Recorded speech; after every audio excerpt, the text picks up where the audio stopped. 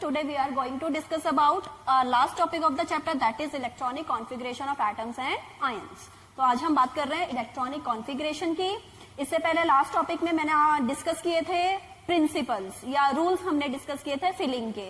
About principle, Pauli exclusion principle, Hund's rule. अब उन्हीं rules को हमें ध्यान में रख के हम इलेक्ट्रॉनिक कॉन्फ़िगरेशन लिखते हैं. मीन सबसे पहले इलेक्ट्रॉन हमारा इंक्रीजिंग ऑर्डर ऑफ एनर्जी में फिल होगा ऑर्बिटल के अंदर.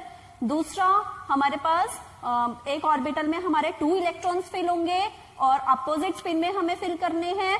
और तीसरा कि जब हम पीडीएफ ऑर्बिटल की बात करते हैं तो वहां पे हमें पेयरिंग तब तक स्टार्ट नहीं करनी जब तक हर एक ऑर्बिटल सिंगली ऑक्यूपाइड नहीं होता. तो बस इन्हीं 3 रूल्स को माइंड में रखते हुए हम इलेक्ट्रॉनिक कॉन्फ़िगरेशन स्टार्ट करते हैं. तो सबसे पहले इलेक्ट्रॉनिक कॉन्फ़िगरेशन को हम डिफाइन कैसे करेंगे? सिंपल सी डेफिनेशन है. क्या कर रहे हैं हम? इलेक्ट्रॉन को एटॉमिक ऑर्बिटल के अंदर डाल रहे हैं. तो the distribution of electrons in the atomic orbital is called electronic configuration. Atomic orbital के अंदर इलेक्ट्रॉन का डिस्ट्रीब्यूशन क्या कहलाता है? Electronic configuration. तो हम बात कर रहे हैं इलेक्ट्रॉनिक कॉन्फ़िगरेशन की. तो मैं आपको फर्स्ट 30 एलिमेंट्स का कॉन्फ़िगरेशन हम डिस्कस करेंगे. तो सबसे पहले हम बात कर रहे हैं फर्स्ट एलिमेंट की, दैट इज हाइड्रोजन. मैं सिंबॉलिकली लिख रही हूं. हाइड्रोजन का सिंबल हमारा H, एटॉमिक नंबर 1. अब हमारा फर्स्ट इसका कॉन्फ़िगरेशन लिख रहे हैं. फर्स्ट ऑर्बिटल हमारा 1s है. तो इसमें कितने एटॉमिक नंबर मीन्स 1, तो इलेक्ट्रॉन भी 1, तो एक ही इलेक्ट्रॉन आएगा. तो क्या कॉन्फ़िगरेशन हो गया? 1s1. इसको हम ऐसे भी रिप्रेजेंट कर सकते हैं, ऑर्बिटल बना के उसके अंदर एक इलेक्ट्रॉन दिखा दिया. सेकेंड नंबर पे हाइड्रोजन के बाद हमारा हीलियम. कितने इलेक्ट्रॉन? 2 इलेक्ट्रॉन. तो क्या हो गया? 1s2, क्योंकि एक ऑर्बिटल में हमारे 2 इलेक्ट्रॉन आ सकते हैं. तो इसको हम कैसे रिप्रेजेंट कर देंगे? 1 इलेक्ट्रॉन है, ये दूसरा अपोजिट स्पिन में उड़ गया. फिर थर्ड नंबर पे हमारा लिथियम, 3 इलेक्ट्रॉन. तो 1s2. अब ये हमारे एक ऑर्बिटल में 2 इलेक्ट्रॉन आ सकते हैं, तो अब आगे नहीं आएंगे. अब हमारा नेक्स्ट आ जाएगा 1s के बाद हमारा स्टार्ट होता है 2s ऑर्बिटल. तो क्या हो जाएगा? 2s1. तो 2 + 1 3 इलेक्ट्रॉन हो गए. और जब हमारी फर्स्ट नोबल गैस आ जाती है, helium noble gas completely filled, तब हमारा कॉन्फ़िगरेशन शॉर्टकट भी हम उसको लिख सकते हैं. हीलियम 2 हो गया, मीन्स ये रिप्रेजेंट कर रहा है कि 1s2 फिल हो गया है. तो आगे हम क्या लिखेंगे? सिर्फ 2s1 लिखेंगे. फिर लिथियम के बाद बेरिलियम 4, 1s2 2s2. 1 के बाद इसमें सेकंड वाला इलेक्ट्रॉन यहां आ गया तो 2s2 बन गया. और नोबल गैस की फॉर्म में लिखना है तो हीलियम, यहां तक 2 इलेक्ट्रॉन फिल हो गए, 2s2. देन उसके बाद आता है नंबर 5, बेरिलियम के बाद बोरॉन, 5 इलेक्ट्रॉन, 1s2 2s2. अब 2s कंप्लीटली फिल्ड हो गया, 2 इलेक्ट्रॉन आ सकते हैं. तो नेक्स्ट हमारा स्टार्ट हो गया 2p. 2s के बाद 2p, लेकिन p के भी 3 ऑर्बिटल्स हैं, px py pz. तो पहले स्टार्ट होगा 2px, तो 1 इलेक्ट्रॉन यहां आ गया. तो हम इसको नोबल गैस के फॉर्म में लिखना है तो क्या हो जाएगा? Helium 2, 2s2 2px1. फिर इसी तरह से नंबर 6 पे हमारा आता है कार्बन, 1s2 2s2 2px1. यहां पे आपका लग गया हुंस रूल. 2pz जब 2py जब तक हर एक ऑर्बिटल सिंगली ऑक्यूपाइड नहीं हो जाएगा, पेयरिंग नहीं करनी. अगर आप 2px2 लिख दोगे तो वो आपका रोंग है.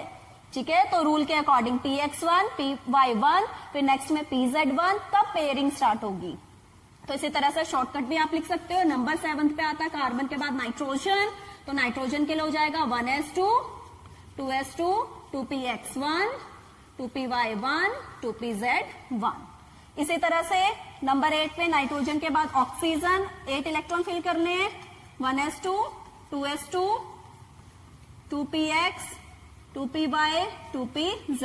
अब देखो नाइट्रोजन तक ये वाला हमारा कॉन्फ़िगरेशन था 1 1 1. अब 7 के बाद जब 8th में आए तो 8वां इलेक्ट्रॉन कहां जाएगा? यहां जाएगा. तो यहां 1 से क्या हो जाएगा? 1 से 2 हो जाएगा. सेम जब 9 की बात करेंगे फ्लोरीन की, तो सेम क्या हो जाएगा? यहाँ पे 1 का 2 बन जाएगा. तो 1s2 2s2 2px2 बन गया. तो 2py1 था तो यहाँ पे 2 हो गया. 9th इलेक्ट्रॉन आपका यहाँ आ गया. और लास्ट में जब हम नंबर 10 की बात करते हैं नियोन की, अगेन नोबल गैस आ गई है, 1s2 2s2. तो यहाँ पे हमारा क्या हो जाएगा? 2px2 2py2 2pz2. Completely filled हो गया ये हमारे पास. या इसको हम डायरेक्टली क्या लिख सकते हैं? 1s2 2s2 2p6 भी हम इसको लिख सकते हैं. और ये हो गया हमारा नोबल गैस कंप्लीटली फिल्ड हो गया, सेकंड नोबल गैस आ गई। अब इसके बाद जो हम कॉन्फ़िगरेशन स्टार्ट करेंगे फिर अगेन 11 से, तो हम शॉर्टकट का यूज कर सकते हैं। अब हम शॉर्टकट कौन सी गैस ले लेंगे, इतना हम नियोन का शॉर्टकट, जैसे सपोज 11 हम सोडियम का कॉन्फ़िगरेशन लिख रहे हैं Na, 11 इलेक्ट्रॉन फिल करने, यहां तक 10 हो चुके हैं। तो अगर आपको लॉन्ग फॉर्म में लिखना है तो ये हो जाएगा 1s2, 2s2, 2p6, 2p के बाद कौन सा ऑर्बिटल आता है 3s, अब बाउ प्रिंसिपल के अकॉर्डिंग तो यहाँ पे आ गया 11वां इलेक्ट्रॉन 3s1, या इसको हम क्या लिख सकते हैं, यहां तक हमारा क्या है नियोन का कॉन्फ़िगरेशन है, नोबल गैस नियोन 10 3s1, ऐसे भी लिख सकते हैं, बोथ आर एप्रोप्रिएट। तो सोडियम हो गया।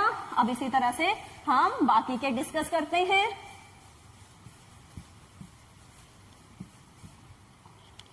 12 पे आता है आपका मैग्नीशियम।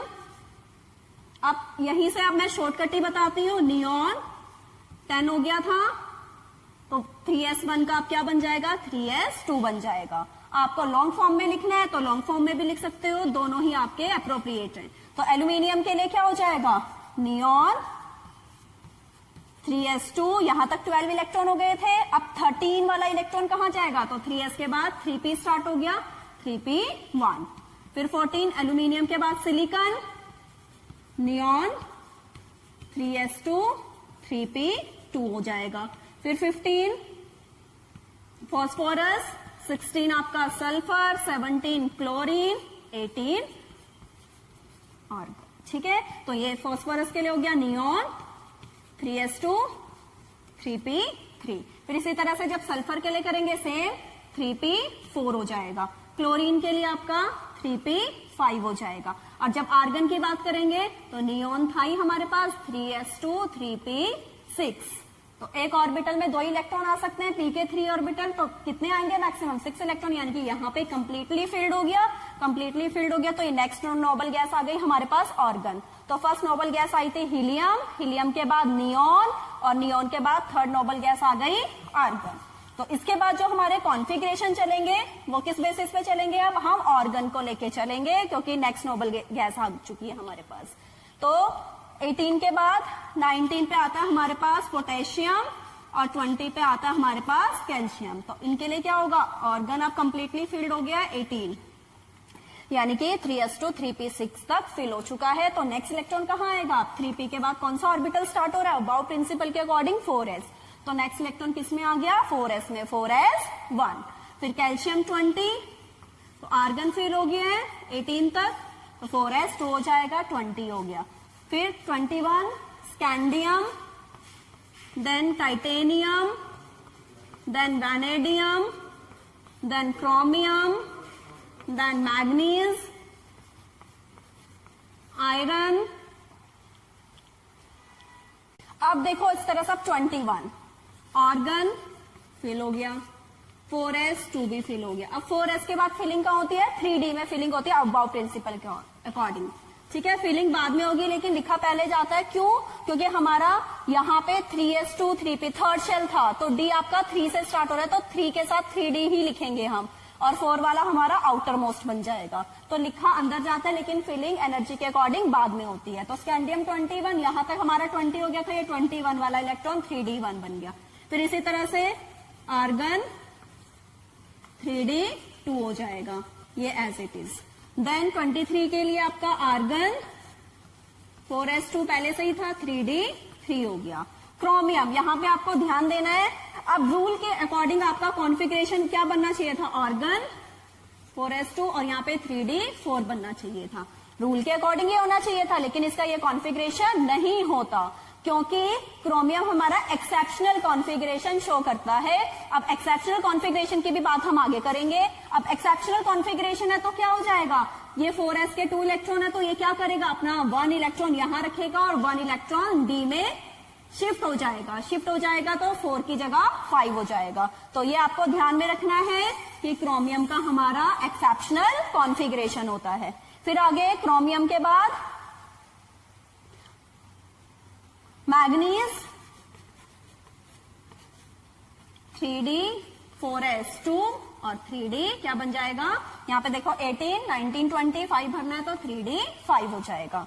फिर आयरन ऑर्गन 3d6 हो जाएगा 4s। आयरन के बाद next 27 is cobalt, then 28 is nickel, 29 copper, 30 zinc. तो अब हम इनके कॉन्फ़िगरेशन की बात कर लेते हैं। कोबाल्ट 27 है हमारा, तो सबसे पहले नोबल गैस ऑर्गन 18, उसके बाद हमारा 3d4s2, तो यहाँ तक हमारा 20 हो गया, 27 है तो 3d7 हो जाएगा। सेम निकल के लिए हमारा 3d8 हो जाएगा। अगेन क्रोमियम की तरह कॉपर में भी हमारा क्या होगा, एक्सेप्शनल बिहेवियर शो करेगा, इसमें भी हमारा एक्सेप्शनल कॉन्फ़िगरेशन होगा। तो रूल के अकॉर्डिंग हमारा ये होना चाहिए था 3d9 4s2, लेकिन क्या होता है कि ये 4s वाला 1 इलेक्ट्रॉन डी में शिफ्ट हो जाता है और डी में 10 हो जाते हैं। 3d10 जो है आपका एग्जैक्ट कंप्लीटली फिल्ड हो जाता है और ये एक्सेप्शनल आपका यहाँ पे कॉन्फ़िगरेशन शो करता है। और लास्ट में आपका जिंक, और जिंक में हमारा 3d10 4s2। तो ये हमने बात की 1 से लेके 30 तक के एलिमेंट्स के इलेक्ट्रॉनिक कॉन्फ़िगरेशन की। अब क्या है कि जब हमने ये कॉन्फ़िगरेशन स्टडी किए तो इसमें हमने 2 केसेस देखे। First was of chromium and second was of copper. Chromium और कॉपर में हमने क्या देखा, इन दोनों ने एक्सेप्शनल कॉन्फ़िगरेशन शो किया। अब ये एक्सेप्शनल कॉन्फ़िगरेशन क्यों शो किया, इसका क्या रीजन है, तो इसकी एक्सप्लेनेशन हम स्टडी करेंगे अपने नेक्स्ट टॉपिक में, एक्सेप्शनल कॉन्फ़िगरेशन में। क्रोमियम ने एक्सेप्शनल कॉन्फ़िगरेशन शो किए, उसका हमें एक्सप्लेनेशन देना है। तो अब हम बात कर रहे हैं एक्सेप्शनल कॉन्फ़िगरेशन की। तो उसके लिए हमारे पास 2 रीजन रिस्पॉन्सिबल होते हैं। 2 रीजन है, कौन कौन से। फर्स्ट रीजन आता है हमारा symmetrical distribution of electron, symmetrical distribution of electron. और सेकंड फैक्टर इसमें आता है हमारे पास एक्सचेंज एनर्जी का। तो दोनों ही फैक्टर के बेसिस पे बताएंगे। तो सबसे पहले हम फर्स्ट वाला डिस्कस कर रहे हैं, सिमेट्रिकल डिस्ट्रीब्यूशन ऑफ इलेक्ट्रॉन। तो इसमें क्या है, सिमेट्री लीड्स टू स्टेबिलिटी। जहां पर भी सिमेट्री आती है वहां पे हमेशा स्टेबिलिटी आती है। तो ऐसे ऑर्बिटल्स जिनमें सिमेट्रिकल डिस्ट्रीब्यूशन हो जाता है इलेक्ट्रॉन का, जब हम सिमेट्रिकल डिस्ट्रीब्यूशन करा देते हैं तो ज्यादा स्टेबिलिटी आती है और नेचर में वही चीज एग्जिस्ट करती है जो स्टेबल होती है। जो स्टेबल नहीं होगी, जो अनस्टेबल होगी, वो नेचर में एग्जिस्ट भी नहीं करता। तो यहाँ पे क्या है, जो हमारे एग्जैक्टली हाफ फिल्ड और कंप्लीटली फिल्ड ऑर्बिटल्स होते हैं, दे आर मोर स्टेबल। वो मोर स्टेबल होते हैं, क्यों, due to symmetrical distribution of electron. तो जैसे अगर हम क्रोमियम की बात करें तो क्रोमियम में हमने क्या किया था कि रूल के अकॉर्डिंग हमारे पास होना चाहिए था 3d4 4s2, लेकिन ये हमारा कॉन्फ़िगरेशन रॉन्ग है। हमारा करेक्ट कॉन्फ़िगरेशन क्या आया था, जिसमें हमारा 3d5 4s1। तो इसमें क्या किया, 4s ऑर्बिटल से 1 इलेक्ट्रॉन कहां शिफ्ट हो गया, डी में शिफ्ट हो गया। तो जब आप इनके इलेक्ट्रॉन्स दिखाएंगे, ये 4s का 1 हो गया, डी के 5 1 2 3 4 5। तो जब आप इसको देखेंगे तो इलेक्ट्रॉन का क्या है, सिमेट्रिकल डिस्ट्रीब्यूशन है, एग्जैक्टली हाफ फिल्ड हो गया। और एग्जैक्टली हाफ फिल्ड है तो ये ज्यादा स्टेबल हो जाएगा। तो दोनों कॉन्फ़िगरेशन को कंपेयर करेंगे तो नीचे वाला आपका ज्यादा स्टेबल हो गया। जो चीज स्टेबल है वो तो एग्जिस्ट करेगी। तो इसलिए नीचे वाला कॉन्फ़िगरेशन आपका एग्जिस्ट होता है due to symmetrical distribution of electron, exactly half filled and completely filled orbitals are more stable. तो सेम एक्सप्लेनेशन हम कॉपर के लिए दे देंगे, लेकिन कॉपर में डिफरेंस क्या होगा, कॉपर में ये कंप्लीटली फिल्ड हो जाएगा। अगर हम कॉपर का केस करें, कॉपर में हमारा 3d10 4s1 था। तो जब आप 3d10 बनाएंगे तो यहाँ पे 1 2 3 4 5 6 7 8 9 10 कंप्लीटली फिल्ड हो जाएगा, तो वो भी मोर स्टेबल हो जाएगा। तो ये हो गया हमारा first explanation, symmetrical distribution of electron. इसी तरह से अब सेकंड वाला हम बताते हैं एक्सचेंज एनर्जी का। अब एक्सचेंज एनर्जी होती क्या है कि जब इलेक्ट्रॉन आपका अपनी पोजीशन शिफ्ट करता है, when the electron get shift from one orbital to another, एक से दूसरे में जब वो शिफ्ट हो रहा है उस टाइम पे जो रिलीज्ड अमाउंट ऑफ एनर्जी है वो होती है हमारी एक्सचेंज एनर्जी। अब कोई भी इलेक्ट्रॉन जितने ज्यादा एक्सचेंजेस करता है उसकी एक्सचेंज एनर्जी उतनी ज्यादा होगी, तो उसकी स्टेबिलिटी भी उतनी ज्यादा होगी। अब हमें कैसे पता चल रहा है, जैसे क्रोमियम का एग्जांपल ले रहे हैं, पहले हम D4 वाला ले रहे हैं। ठीक है, D4 था और हमारे पास D5 था, जिसमें से हमारा D5 वाला एग्जिस्ट हो रहा है, ये एग्जिस्ट नहीं हो रहा। तो हम दोनों को लेके चलेंगे। सबसे पहले हम D4 की बात कर रहे हैं। अब D4 की बात कर रहे हैं तो D ऑर्बिटल बना दिया,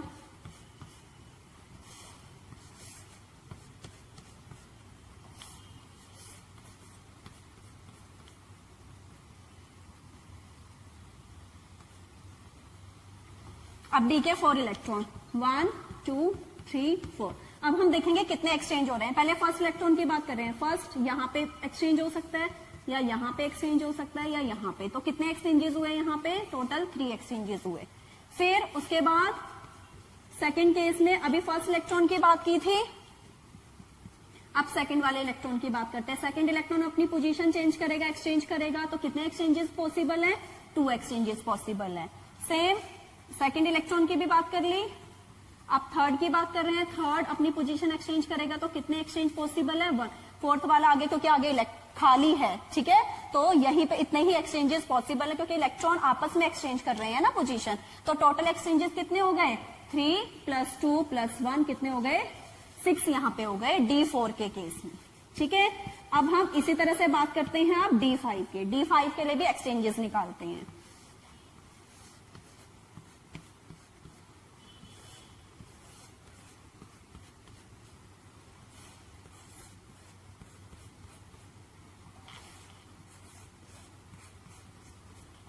अब D में है 5 इलेक्ट्रॉन।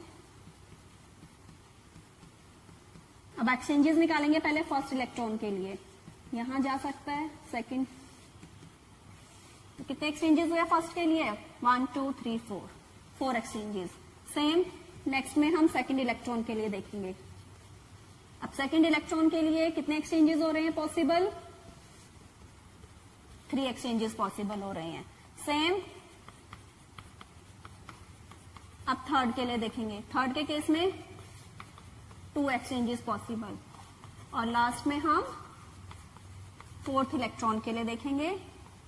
तो फोर्थ इलेक्ट्रॉन के लिए कितने एक्सचेंजेस पॉसिबल? 1। तो टोटल एक्सचेंजेस निकालो D5 कॉन्फ़िगरेशन में 4 + 3 + 2 + 1 कितने हो गए? 10 एक्सचेंजेस, ठीक है।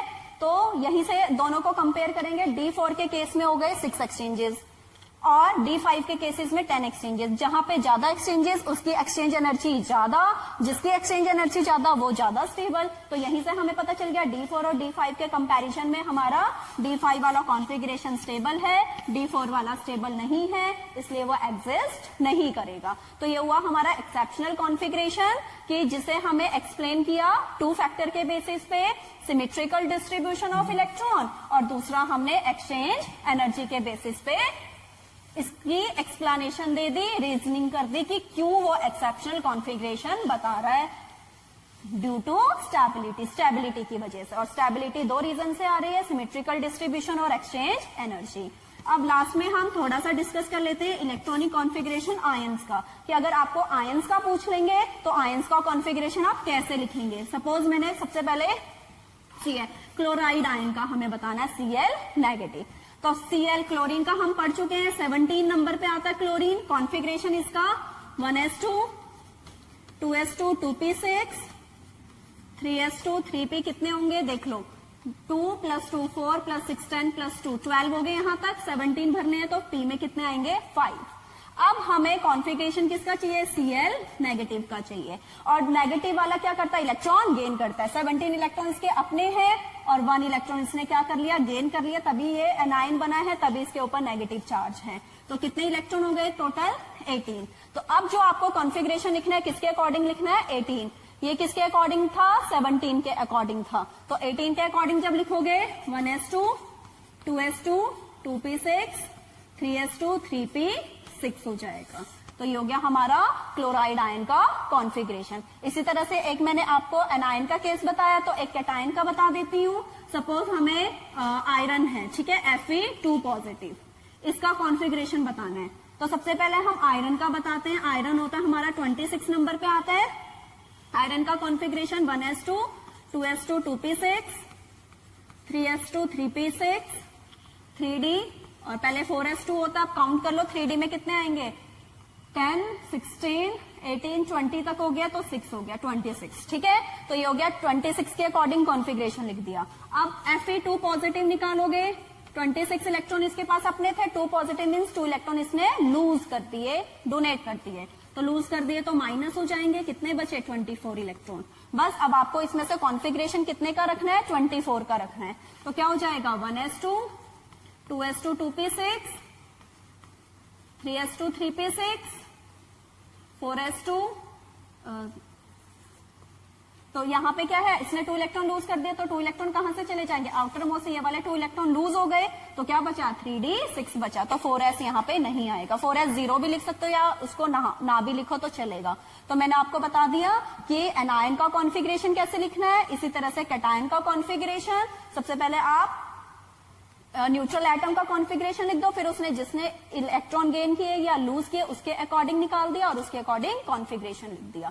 तो ये था हमारा इलेक्ट्रॉनिक कॉन्फ़िगरेशन का टॉपिक, जिसमें हमने पहले 1 to 30 एटम्स के कॉन्फ़िगरेशन की बात की, उसके बाद हमने एक्सेप्शनल कॉन्फ़िगरेशन की बात की, उनके रीजन की एक्सप्लेनेशन की, और लास्ट में हमने आयन का कॉन्फ़िगरेशन कर लिया। तो इनको एक बार आप रिवाइज कर लेना, अगर किसी को कोई डाउट होगा तो पूछ लेना आप। Thank you.